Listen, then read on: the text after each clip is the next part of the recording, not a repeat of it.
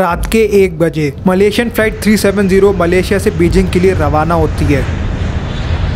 करीबन रात के 1:30 बजे फ्लाइट MH370 मलेशिया के एयर स्पेस को छोड़ने ही वाली होती है। रात के 1:30 बजे मलेशियन एयर स्पेस से एग्जिट होने से पहले मलेशियन एयर स्पेस कंट्रोल और कैप्टन जारिस अहमद शाह के बीच में सिर्फ 2 लाइन का कन्वर्सेशन होता है। मलेशियन 370 कांटेक्ट हो ची मिन 120.9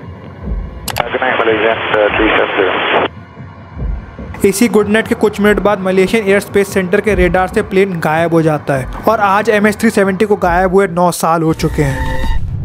Breaking news tonight, a Malaysia Airlines flight with 239 people on board, including 4 Americans, has gone missing. Breaking news, Malaysia Airlines confirms it has lost contact with a plane carrying 227 passengers.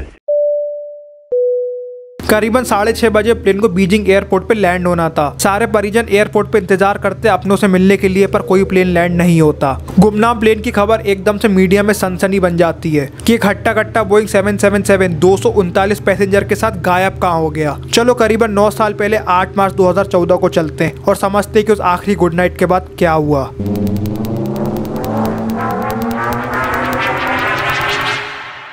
Good night बोलने के बाद अचानक से flight Malaysian air space से गायब हो जाती है और पूरे 18 मिनट तक मलेशियन एयर स्पेस में इस चीज को कोई नोटिस नहीं करता। जैसे ही सीन समझ आता है, Malaysian air space Vietnam air space को कांटेक्ट बिठाता है। वियतनामीज एयर स्पेस से कंफर्म करता है कि फ्लाइट MH370 कुछ देर तक उनके रेडार में दिखी थी, फिर अचानक से गायब हो गई। अब देखो, बेसिक प्रोटोकॉल ये कहता है कि जब भी कोई ऐसा सीन हो, अचानक से ARCC को नोटिफाई कर दिया जाए, पर इस सीन में कुछ अलग हुआ। मलेशियन एयर स्पेस ने करीबन 4 घंटे तक किसी को नोटिफाई नहीं किया। जैसे ये बात ARCC को पता चलती है तो पहला सर्च ऑपरेशन चालू हो जाता है साउथ चाइना सी के अंदर। इस सर्च में 34 शिप और 28 एयरक्राफ्ट पार्टिसिपेट करते हैं, पर किसी को कुछ नहीं मिलता। और यहाँ दूसरी तरफ लापता लोगों के परिजनों ने रो रो के अपनी आंतों को सुखा लिया था।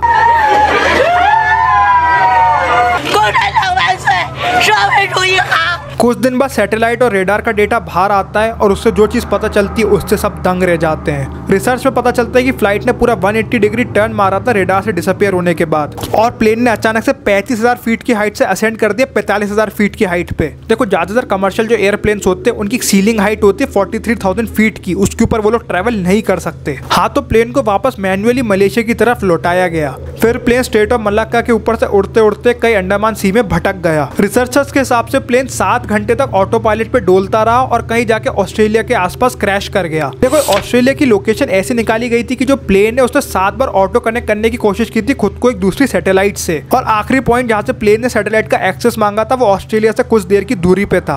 आखिरी पॉइंट जहाँ से MH370 ने सैटेलाइट से कनेक्ट करने की कोशिश की थी उसे तो 7th आर्च कहते हैं। रिसर्चर्स की माने तो 7 आर्च की पट्टी के आसपास ही प्लेन क्रैश हुआ है। 7 आर्च के आसपास प्लेन को ढूंढने के लिए 2 रिसर्चेस कंडक्ट की गई, जिसमें $100 मिलियन से भी ज्यादा ठुक गए, पर प्लेन का एक पुर्जा तक नहीं मिला और 249 लोगों की जान को लापता घोषित कर दिया गया।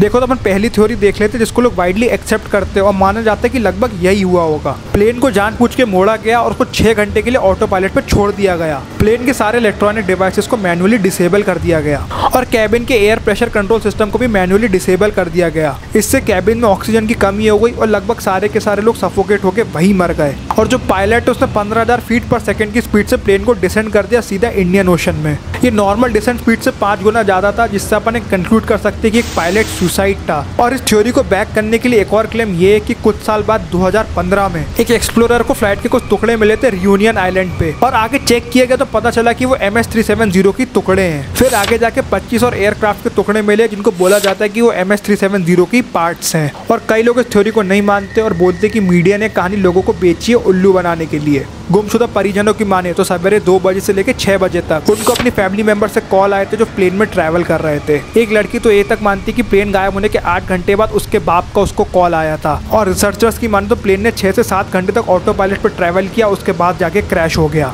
कुछ लोगों को इस बात की भी खुन्नत है कि जब कॉल्स आ रहे थे तो उनको ट्रेस क्यों नहीं किया गया। काफी लोग ये मानते कि प्लेन्स को प्लेन के कैप्टन के साथ मिलकर हाईजैक किया गया था, क्योंकि प्लेन बहुत बड़े अजीब तरीके से उल्टा घूमा था।